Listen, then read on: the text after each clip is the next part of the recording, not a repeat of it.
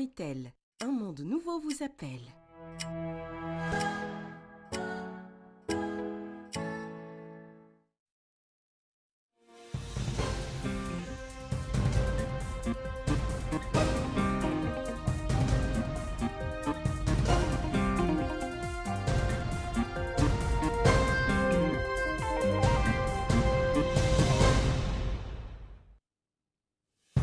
Des félicitations, celles du président de la République, M. Mohamed Ould Cheikh El Ghazouani, pour certains de ses homologues africains qui ont soutenu la candidature du candidat mauritanien à la présidence de la Banque africaine de développement.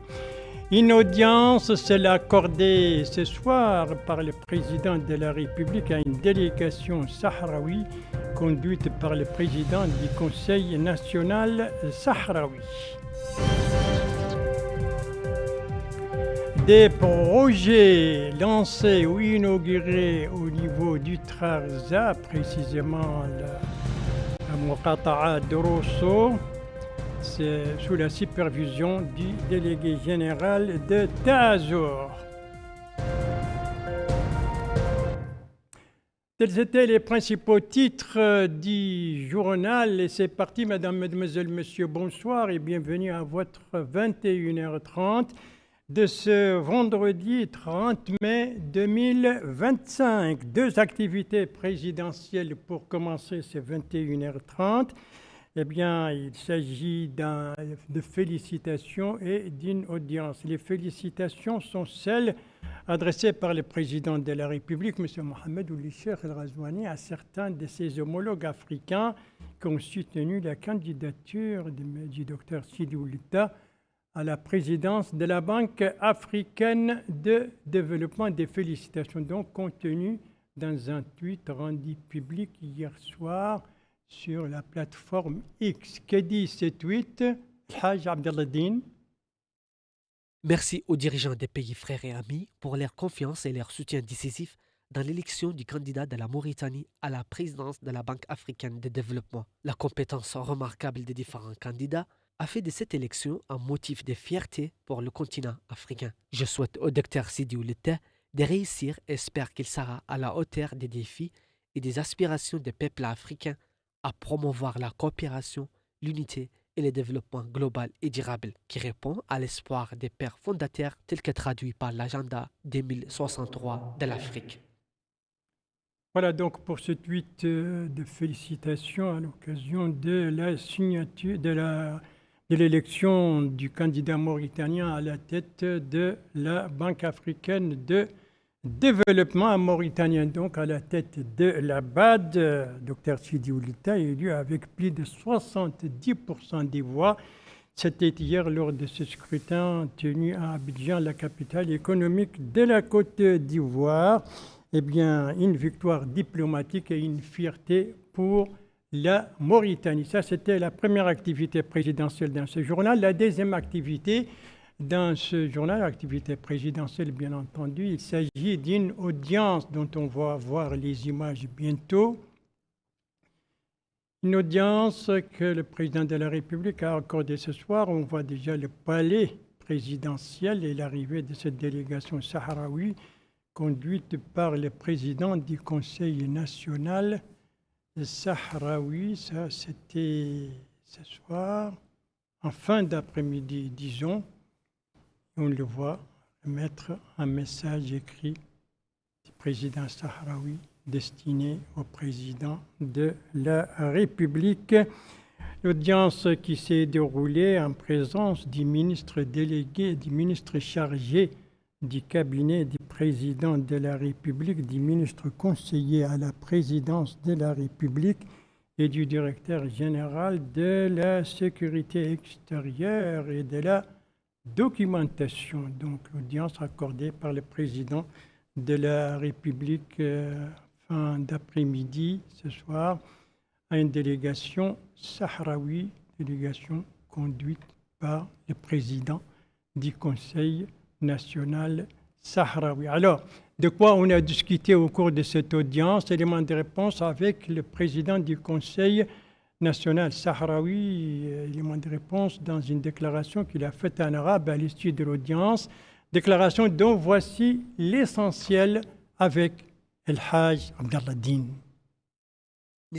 Hamad Salim a indiqué que lui-même et la délégation qui l'accompagne ont eu l'honneur de rencontrer son Excellence le Président de la République, Mohamed Ould Al-Ghazouani, à qui il a remis un message écrit de son Excellence le Président de la République arabe sahraoui démocratique, Ibrahim Ghali. Il a ajouté qu'il a examiné avec son Excellence le Président de la République les questions d'intérêt commun, les moyens de renforcer les liens solides entre les deux peuples frères et de renforcer la coopération, la concertation et la coordination entre la République islamique de Mauritanie et la République sahraoui. Il a également indiqué que son Excellence le Président de la République, Mohamed Ould Al-Ghazouani, l'a chargé de transmettre un message d'amitié et de fraternité à son Excellence, le président Ibrahim Ghali, ajoutant que la rencontre a été l'occasion de féliciter le président et le peuple mauritanien pour les succès du candidat mauritanien Sidi Ould Tah à la présidence de la Banque africaine de développement. Voilà, la déclaration donc de l'émissaire sahraoui à l'issue de l'audience accordée, qui lui a été accordée ainsi que sa délégation par le président de la République. Donc, une audience et des félicitations. Voilà les deux activités présidentielles dans ce journal, l'une aujourd'hui, l'autre hier soir. Après les diplomatiques, la politique intérieure avec une page pédagogique en 4 parties. La première partie de cette page nous amène à l'Assemblée nationale qui a tenu hier une séance plénière. À quoi a été consacrée cette séance plénière, Abdullah Demeba? Cette plénière tenue sous la présidence du vice-président de l'Assemblée nationale, Hassan Cheikh Baha, a été consacrée à la réponse à la question orale du député Khali Mamadou Diallo se rapportant à l'enseignement du programme français par certaines écoles non homologuées, disposant ainsi d'une autorisation qui n'est pas élargie aux autres écoles privées. Il a par ailleurs fait part des exonérations obtenues par des responsables permettant à leur progéniture de suivre le programme d'enseignement en français. La ministre de l'Éducation et de la réforme du système d'enseignement, Houda Mint Baba, a affirmé qu'au début des années 80, notre pays a connu un exode massif des campagnes vers les villes, ce qui, dit-elle, a exercé une pression sur le système d'enseignement public. Dans ce cadre, souligne-t-elle, pour répondre à cette forte demande, il a été mis en place le système d'enseignement privé par ordonnance de la loi numéro 212-81-219 en date du 19 septembre 1981. Le secteur de l'éducation, souligne-t-elle, était à l'époque dans la léthargie. Madame la ministre a en outre précisé que les ateliers tenus en 2019 sous l'égide du président de la République ont donné des résultats tangibles par l'amélioration du système éducatif national, ce qui, précise-t-elle, a abouti à la ratification de la loi numéro 23/2022 imposant aux écoles privées d'intégrer les programmes nationaux tout en interdisant par ailleurs, dit Madame la ministre, les écoles privées à prendre en charge la scolarité des élèves pour le cycle fondamental. Elle a enfin déclaré concernant l'école turque qu'il s'agit d'un accord signé entre la Mauritanie et la Turquie. Voilà, la ministre de l'Éducation nationale et de la réforme du système éducatif, donc devant l'Assemblée nationale, c'était hier, et c'était pour répondre à une question orale qui lui a été posée par donc, un député, la ministre de l'Éducation nationale et de la réforme du système de l'enseignement, qui a par ailleurs, et ça c'était aujourd'hui, reçu une délégation de l'UNESCO dans son bureau, une délégation conduite, on doit voir les images, une délégation conduite donc, les voilà ces images, une délégation conduite par la directrice générale adjointe de l'UNESCO. Et bien entendu, il a été beaucoup question des relations de coopération entre la Mauritanie et l'UNESCO. Il a été également question de renforcer ces relations, particulièrement dans le domaine de l'éducation. C'est une rencontre qui s'est déroulée en présence de plusieurs hauts responsables du département. Et cette rencontre entre la ministre de l'Éducation nationale et cette délégation de l'UNESCO, vous le savez, intervient dans le sillage justement de l'atelier régional de haut niveau qui vient de se tenir à Nouakchott, un atelier sur l'éducation au Sahel, un atelier organisé par le ministère de l'Éducation nationale et de la réforme du système de l'enseignement en collaboration avec l'UNESCO et l'Union européenne, un atelier donc de 2 jours, dont la clôture c'était aujourd'hui. Alors, les résultats de ces assises donc de 2 jours sur l'éducation au Sahel avec Abdoul Ademba. Adoption d'un recueil de bonnes pratiques pour l'amélioration des communautés pratiques enseignantes, financement des politiques enseignantes, amélioration des conditions d'affectation des enseignants avec la digitalisation des procédures de gestion des ressources humaines prises en compte, du genre dans la définition de l'application des critères d'affectation des enseignants, entre autres. Tels sont les points saillants de la déclaration de Nouakchott sur l'amélioration de la mise en œuvre des politiques enseignantes dans la zone sahélienne. Mohamed Mahmoud Oulsiadi, secrétaire général par intérim du ministère de l'Éducation et de la réforme du système d'enseignement, a salué les contributions constructives des participants qui ont prouvé que ces rencontres n'étaient pas seulement une réunion technique, mais reflétaient la volonté commune de transformer nos systèmes éducatifs. Il a en outre indiqué que cet atelier a permis d'examiner plusieurs thèmes qui s'imposent de manière urgente dans nos systèmes éducatifs tels que la formation continue, le financement des politiques d'enseignement et les transferts des enseignants. La mise en œuvre de ces recommandations a été mise en avant. On vient d'écouter la lecture de la déclaration de Nouakchott, qui n'est pas seulement un papier inspirant, mais vraiment, je pense et j'espère, un feuille de route pour la mise en œuvre des actions concrètes sur les politiques enseignantes.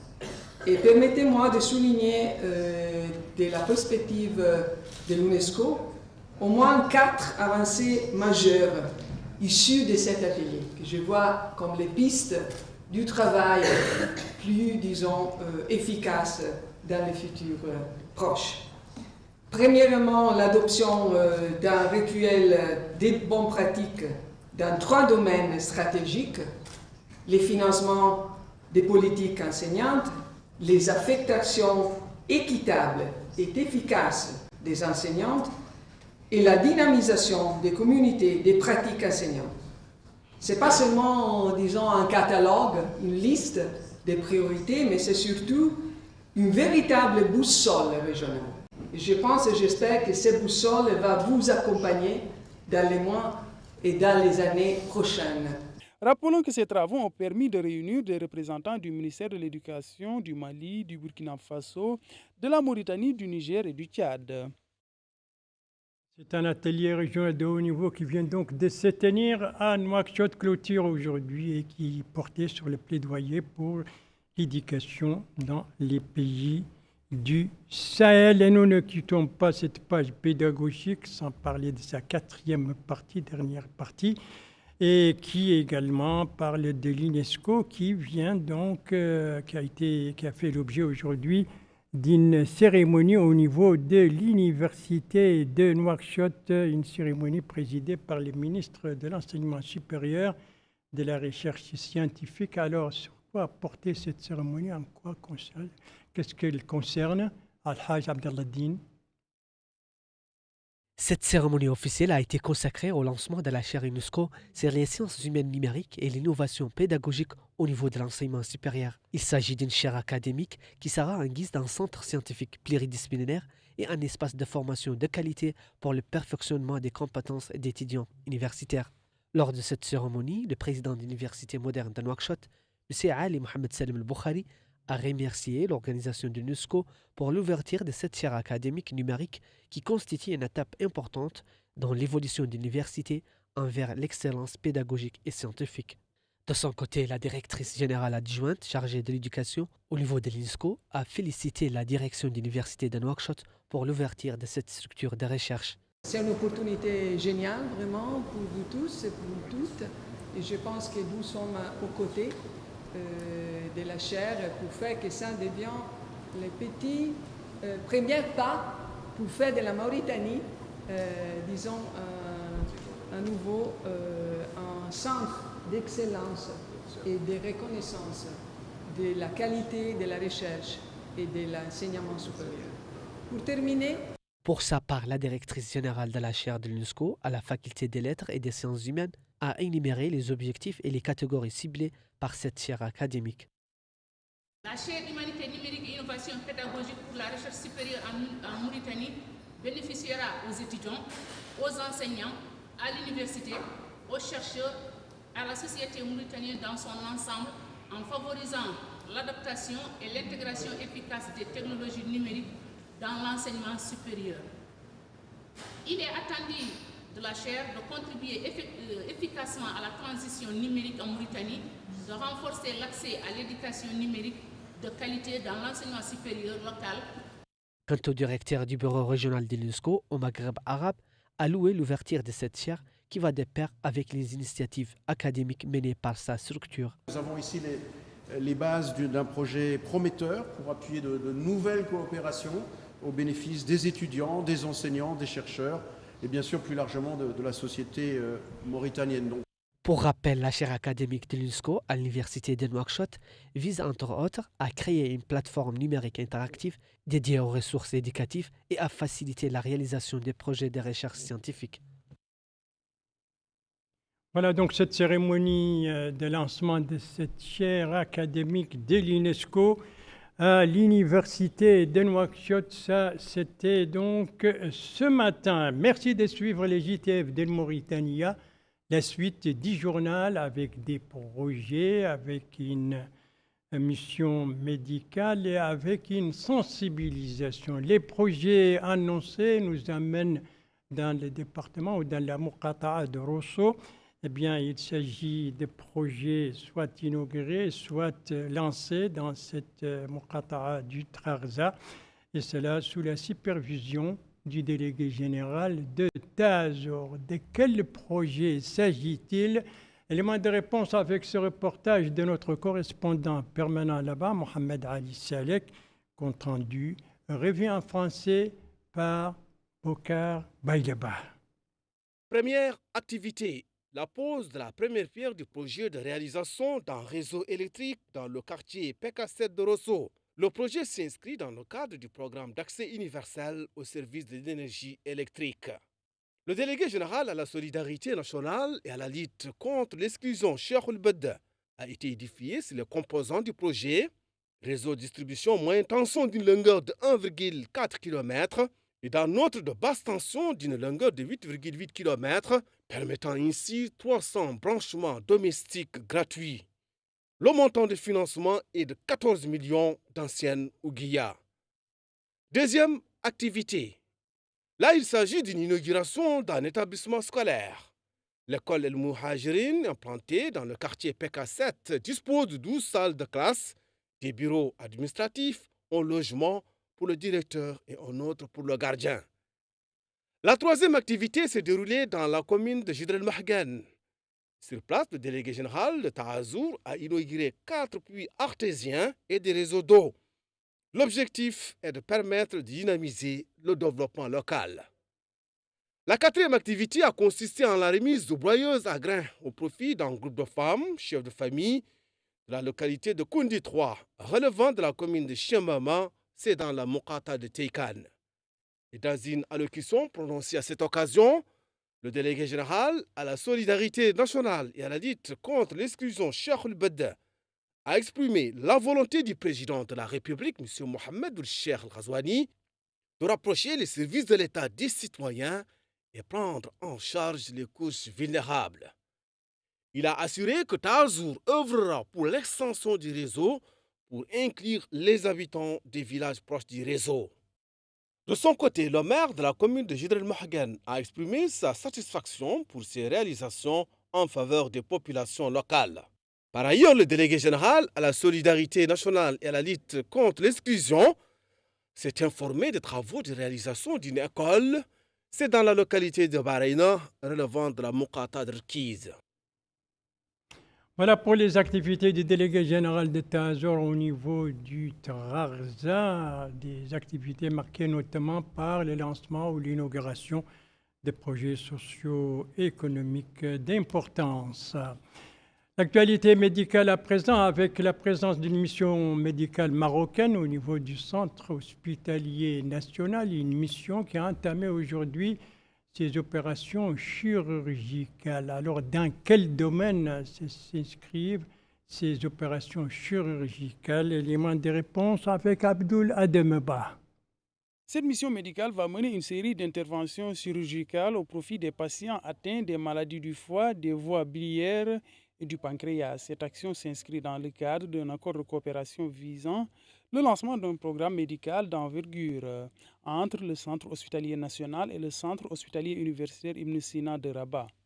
Cette mission fait suite à une visite qu'on a effectuée le mois d'avril dernier au Centre Ibn Sina, ce qui nous a permis d'élaborer un plan d'action annuel. Ce plan d'action vise notamment à l'envoi des missionnaires en chirurgie hépatobiliaire et pancréatique et la chirurgie bariatrique également, sans oublier les stages de perfectionnement tels que la sphinctérotomie endoscopique, les examens extemporanés, entre autres, bien sûr. Il est important de noter que ce genre de mission permet une prise en charge au niveau national de nos patients, évitant ainsi leur évacuation à l'étranger. Et cela présente une économie significative et une opportunité d'acquisition de connaissances pratiques concernant cette discipline pour nos chirurgiens. Sans oublier également que ce soir même, il y aura une activité cognitive dans le cadre de la formation continue de nos résidents et de nos chirurgiens. Il s'agit d'un EPI, un enseignement post-universitaire, qui sera organisé ce soir à l'hôtel au profit de ces chirurgiens, ces résidents. Cette initiative a été prise par le directeur général de l'hôpital, le docteur Chérif Jiddoumini, pour renforcer les capacités des chirurgiens mauritaniens et acquérir des techniques dans certaines chirurgies du foie, du pancréas, des interventions élaborées qui nécessitaient une formation à l'étranger. Donc maintenant, on a l'opportunité et la chance de faire cet apprentissage localement. Je pense que ce genre d'initiative est à renforcer et à encourager parce que ça nous permet de traiter nos malades localement et d'acquérir des compétences locales sans être obligé d'aller à l'étranger pour faire cette formation. La complexité des opérations qui vont être menées ont été spécifiées. La coopération entre le centre hospitalier Ibn Sina de Rabat et le centre hospitalier national de Nouakchott a, à notre sens, franchi un cap supplémentaire dans la mesure où aujourd'hui on s'est déplacé pour assister nos collègues mauritaniens à la réalisation d'interventions hépatiques et biliopancréatiques. Donc ces interventions, elles relèvent du secteur tertiaire. Donc ces opérations qui nécessitent des équipements, une manière de penser, une rigueur au bloc opératoire qui est particulière. Et donc on est très heureux d'être là et d'accompagner cette équipe qui est une équipe frère puisque les relations sont anciennes et la mobilité se fait dans les deux sens, vers le Maroc et vers la Mauritanie. Nous sommes ici très heureux de collaborer avec nos collègues et frères du centre hospitalier de Nouakchott. C'est notre deuxième pays. On est là pour faire l'échange d'expertise, pour accompagner l'équipe de ce centre, pour développer la chirurgie hépatique et pancréatique également. Rappelons que cette mission médicale comprend aussi des cours théoriques et pratiques au profit des médecins et chirurgiens mauritaniens. Voilà les activités de cette mission médicale marocaine donc, qui opère actuellement au niveau du centre hospitalier national. La sensibilisation que j'ai annoncée en annonçant la deuxième partie de ce journal, une sensibilisation nous amène dans la Muqata'a d'Elmina. La commune d'Elmina a lancé une campagne de sensibilisation sur les dangers des drogues. Compte rendu Bokar Bailaba. C'est l'école Ben Yassine dans la Muqata'a d'Elmina qui a servi de cadre pour le lancement du programme Durabilité. Il s'agit d'un programme ambitieux au profit de la commune d'Elmina, en partenariat avec l'organisation Carmeuse Mauritanie, la direction régionale d'éducation de Nouakchott Sud avec l'appui de la société civile. Le hakem de la Muqata d'Elmina, Ahmed El-Khatri, a indiqué que cette rencontre est de nature à sensibiliser sur l'importance des valeurs de la citoyenneté à travers plusieurs domaines, comme la santé, l'environnement et bien entendu l'éducation, et la nécessité de lutter contre le phénomène de la drogue. La maire adjointe de la commune d'Elmina, Hawa Abuja, a loué la mise en œuvre de ce programme, saluant la contribution des partenaires afin que le programme puisse prendre forme sur le terrain. Justement, les partenaires mettent l'accent sur l'importance de s'aimer des graines d'un avenir radieux. Ce programme s'inscrit dans une vision claire, soutenir et renforcer les valeurs de l'école républicaine, en plaçant le développement durable et le bien-être des citoyens au cœur de nos actions. Améliorer le cadre scolaire à travers les actions concrètes en matière d'hygiène, d'environnement et de sensibilisation. Soutenir l'éducation, notamment dans les campagnes d'information, des dons de kits, de matériel scolaire et la valorisation des efforts des enseignants. Contribuer à la santé communautaire via des actions ponctuelles de dépistage, de sensibilisation ou de soutien logistique. Encourager la citoyenneté active en mobilisant les élèves, les familles et les acteurs locaux autour des projets solidaires. Appuyer les initiatives sociales en partenariat avec les associations locales. Nous croyons fermement que le développement d'un pays commence par l'éducation et qu'un environnement scolaire sain, propre et sécurisé favorise l'épanouissement des élèves. Par ailleurs, les autorités communales d'Elmina, par la voix du maire Moussa Ould Abdallahi, se sont félicitées de la participation honorable de l'équipe du FC Elmina au challenge Sidi Mohamed Abbas, une compétition de football qui vient de s'achever. Voilà, et c'est sur cette activité de la commune d'Elmina aujourd'hui, donc cette sensibilisation sur les dangers de la drogue, que se termine ce journal. Merci à vous, madame, mademoiselle, monsieur, de l'avoir suivi.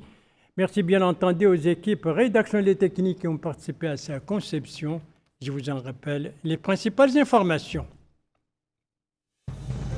Ça, c'est le tweet présidentiel dans lequel le président de la République félicite certains de ses homologues qui ont soutenu la candidature du candidat mauritanien à la présidence de la Banque africaine de développement.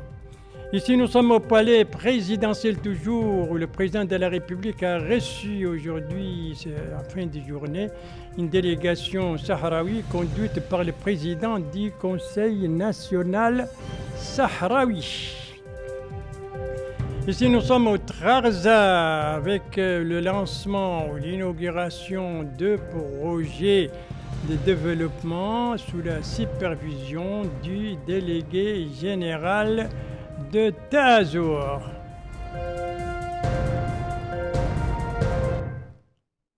Voilà, il ne me reste plus qu'à vous souhaiter une très bonne fin de soirée, une très bonne fin de semaine et à vous donner rendez-vous, Inch'Allah, demain à la même heure, 21h30. Bonsoir.